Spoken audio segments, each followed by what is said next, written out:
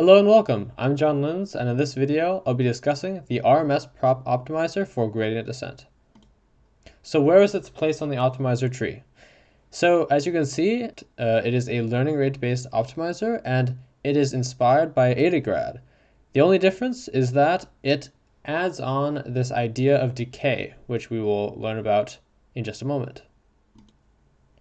So to recap, what is the problem with vanilla gradient descent? The problem is that small learning rates are less likely to overshoot because they are more likely to converge at a non-optimal local minimum, while large learning rates converge faster but are more likely to overshoot. So what does this mean?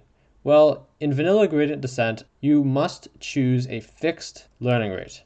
When doing that, the learning rate isn't allowed to start as a large value and decrease as you get closer to the minimum, as what you can do with many learning rate-based optimizers. As a result, what ends up happening is that when you choose a small learning rate, chances are you will take a very long time to reach a minimum, and when you do, it will not be the optimal minimum. But when you use a large learning rate, it will most likely converge at a non-optimal local minimum because it will overshoot the optimal local minimum if it converges at all.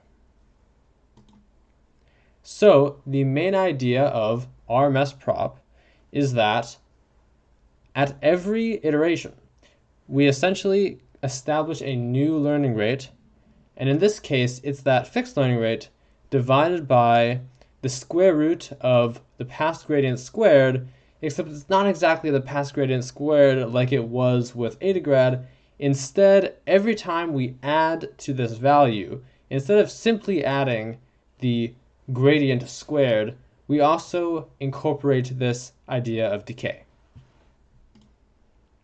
So the concept behind this is that the cache for the ith weight or ith parameter becomes the original value times the decay rate, which we usually call gamma, plus 1 minus the decay rate times the ith element of the gradient vector squared.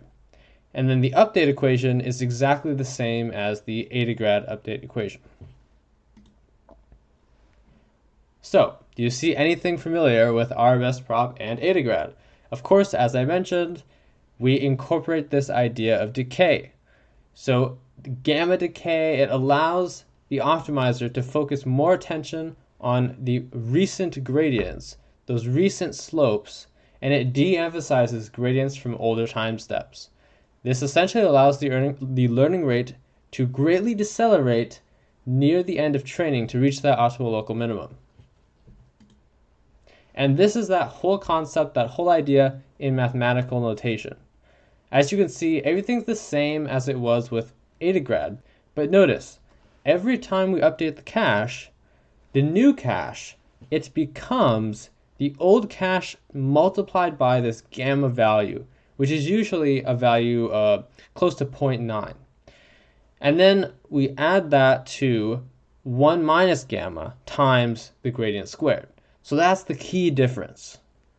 And of course, the update equation, as I mentioned, is the same as it was for AdaGrad.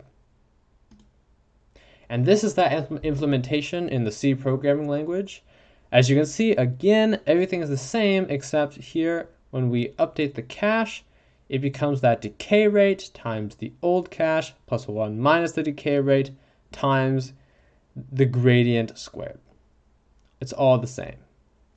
And with that, I hope you can utilize this information. If you plan on deploying any sort of machine learning model and you want to use an optimizer where the learning rate starts large and it reduces over time, similar to other optimizers, but something that's perhaps a little bit more sophisticated than just simply AdaGrad, you might want to consider RMSProp.